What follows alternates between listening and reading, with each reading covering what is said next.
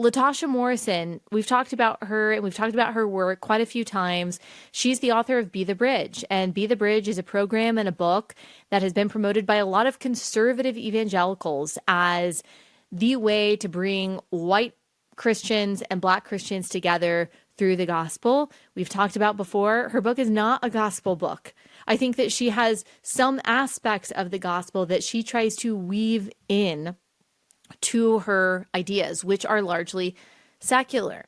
And you can go back and you can listen to the episodes on that. I would have said way before this, I would have said, do not use Be the Bridge. Be the Bridge is not going to unite white and Black Christians. It's actually just going to stoke resentment and justification for resentment and a lot of partiality. I would say check out the Center for Biblical Unity. Monique Duson has been on this podcast. We've talked about Be the Bridge before and how biblical unity is better than so-called racial reconciliation and a lot of the ungodly partiality that we see pushed by Be the Bridge.